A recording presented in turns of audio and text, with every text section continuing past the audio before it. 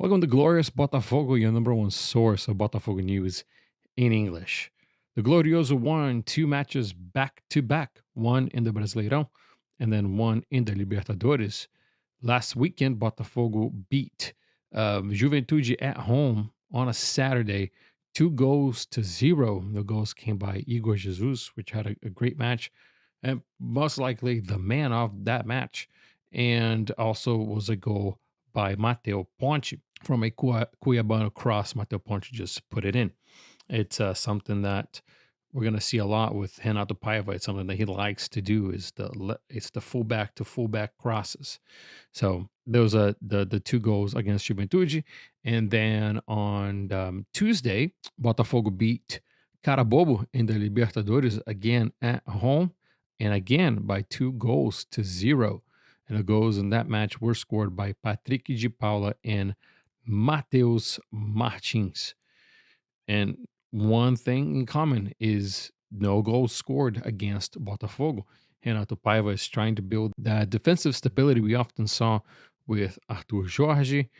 Botafogo had one of the best defense of not only the Brasileirão but also the Libertadores of 2024. Um, Arthur Jorge was known for scoring a lot of goals, but also getting scored on a lot. And I think Paiva is more defensive minded, and then scoring the goals. Obviously, he loves to be offensive. He's talked about it. He wants to be offensive. He wants Botafogo to always put on the pressure because it's in the DNA of the club, blah, blah, blah, yada, yada. So it's something that we're going to be seeing a lot with Renato Paiva. Hopefully, you can already start to see some of the things that he wants his team to do. For example, in both games against Juventude and against Carabobo, Botafogo could have won by 4 or 5 goals. Also, to be fair and to give credit to the other team, they could have also scored at least a goal or two themselves. I think Botafogo did not get scored on because of the quality of the players that we came against.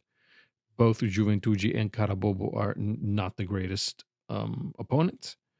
They are opponents to guarantee you 3 points with all due respect.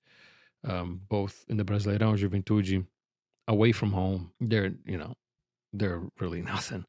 And Carabobo, and I mean, come on, this, and I get it. Some people are gonna say, "Oh, you cannot underestimate," blah blah blah blah blah blah. But I mean, come on, we're talking about a team with no tradition, with all due respect to Carabobo. But Botafogo could, if Botafogo had lost to Carabobo, it literally would have been a complete disaster. You might as well say Botafogo would have bowed out of the Libertadores if they would have lost to Carabobo. Because in the Libertadores, as crazy as it seems, Lau beat Estudiantes in Argentina. So they beat what was considered the second strongest team in the bracket. Obviously, Botafogo being the first. And I think Lau has kind of tossed a wrench in this group because now they're 6 points ahead. Botafogo is going to have to go to Argentina to play Estudiantes, which now they're going to come, they needed 3 points. So they're going to come out for blood. And then Botafogo is going to have to play Carabobo in Venezuela, Lau in Chile, and Estudiantes in Brazil. So my goodness, this is.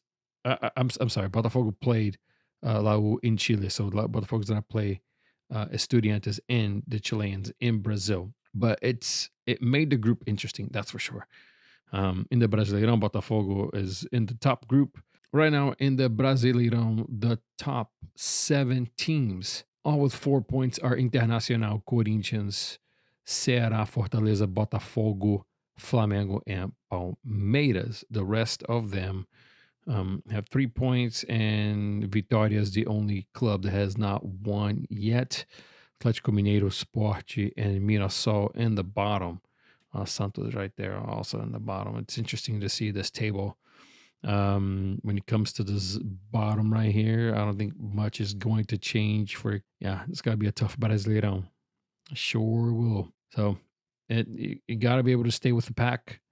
Um, like Guardiola says, and I tend to agree with him, the championships are won in the first 8 matches, in the last 8 matches. If the club within the first 8 matches played can stay within this group right here, and then depending on what the situation is, go ahead and get ahead in the last 8. That's a good recipe to for a championship, especially the Brasileirão. And if we click on the Fogão right here and look at the upcoming matches, Botafogo this coming Saturday at 2 p.m., the day after my birthday. So I'm expecting a birthday gift, a win. Botafogo plays Bragantino at Bragança Paulista. It's always a tough game playing Bragantino at their home stadium. It's a small home stadium. The supporters are close to the pitch, so it's going to be a tough one. And then on Wednesday, April 16th, Botafogo plays São Paulo at home. It's a good fixture to play at home early as well. So it's going to be 1, 2, 3 Brasileirão matches, and then on the 23rd, Botafogo goes to Argentina to play Estudiantes, and my dogs are going crazy. So tough weeks ahead. There's really nothing. There's nothing's gonna be easy, because if you go here, you're gonna see Botafogo in the World Cup of Clubs, right? With Seattle Sounders, PSG, and Atletico Madrid. There will be nothing easy coming to our club this year. We're gonna have to fight for everything, um, especially if we want to repeat what happened last year. Man, Paiva has a tall order. He has a tough, very tough assignment, which is get Botafogo to win both championships again, and perhaps even a third with the Copa do Brasil, perhaps even a fourth with the World Cup of Clubs. It's going to be tough. Not that I don't think it can happen. It's just going to be tough. If you look at our opponents at the World Cup of Clubs, PSG's killing it right now. And John Texer keeps, adding fuel to the fire and saying that we're going to play a small team for Paris. And, you know, I like the trash talking. I like the banter. I really do, because I do that all the time with my friends and then on social media. I talk a lot of crap, but let's see if we can back it up. There's going to be a special transfer window in the middle of the year. The clubs playing at the World Cup of Clubs will be able to sign players for the tournament only.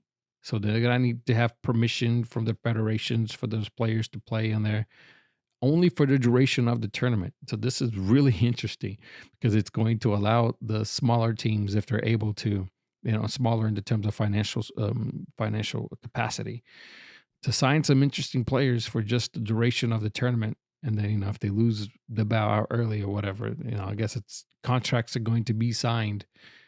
Interesting contracts, interesting signings. I can't wait to see if Joe Texas is going to sign somebody crazy, perhaps even bring some Leon players, maybe even bring Almada back, or maybe Lacazette.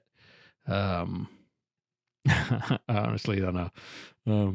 But it will be interesting, and I can't wait to see what's going on. If you gotten here so far, please leave a like. Please comment down below what you think of the matches with Renato Paiva so far, and what's your outlook for the next, let's say, 3 months. Outlook for the next 3 months. Thank you so much for watching, your support, and I'll see you guys at the next video.